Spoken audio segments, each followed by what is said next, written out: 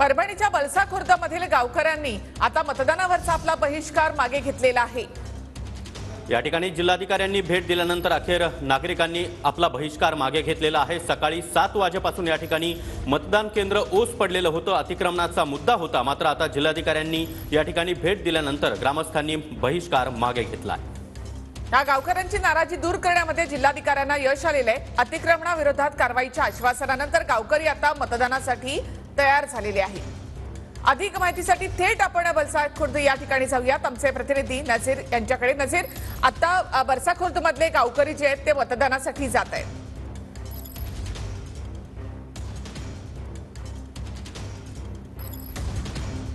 निखिला, निश्चितच TV9 बातमी दाखवल्यानंतर स्वतः जिल्हाधिकारी रघुनाथ गावडे बलसा खुर्द या गावात दाखल झाले होते आणि त्यांनी ग्रामस्थांशी संवाद साधलाय। तर ग्रामस्थांनी मात्र लिखित आश्वासन दिल्याशिवाय बहिष्कार मागे घेणार नसल्याची भूमिका घेतल्यानंतर जिल्हाधिकाऱ्यांनी स्वतः या ठिकाणी हाताने पत्र लिहित ग्रामस्थांना दिले आणि त्यानंतर ग्रामस्थांची ग्रामपंचायत येथे बैठक झाली आणि या बैठकीमध्ये खरं तर बहिष्कार मागे घेण्याचा निर्णय घेण्यात आला आहे। आपण पाहू शकता की ग्रामस्थ आता हळूहळू मतदान केंद्रावरती मतदान करण्यासाठी दाखल झालेले आहेत। पोलीस प्रशासन या ठिकाणी आहेत।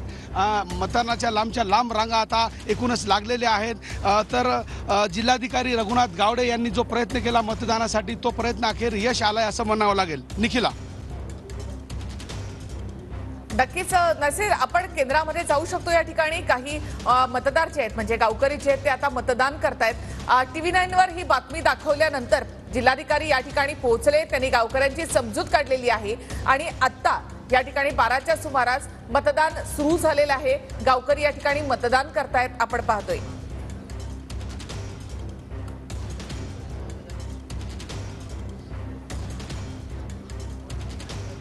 निखिल, आपण प्रयत्न करतोय पोलीस प्रशासनाकडून मध्ये जाण्यासाठी मज्जाव आहे, तरी आपण दृश्यांच्या माध्यमातून पाहू शकता की मतदाता आता हळूहळू मतदान केंद्रावरती आपला मतदानाचा हक्क बजावत आहेत। कुठेतरी ग्रामपंचायतकडून निर्णय मागे घेण्यात आला आणि त्यानंतर बहिष्कार मागे घेतला आणि आता हळूहळू मतदान प्रक्रिया सुरळीतपणे सुरू आहे।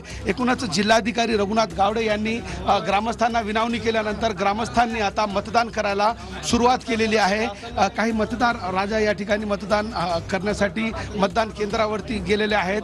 पोलिसांकडून या ठिकाणी बंदोबस्त लावण्यात आलेला आहे। मात्र सध्या तरी सुरळीतपणे मतदान सुरू आहे। निखिला, नजीर, TV9 मराठीने ही बातमी दाखवल्यानंतर अखेर जिल्हाधिकारी रघुनाथ गावडे यांनी ग्रामस्थांसोबत संवाद साधला आणि ग्रामस्थांनी आता बहिष्कार मागे घेतला आहे।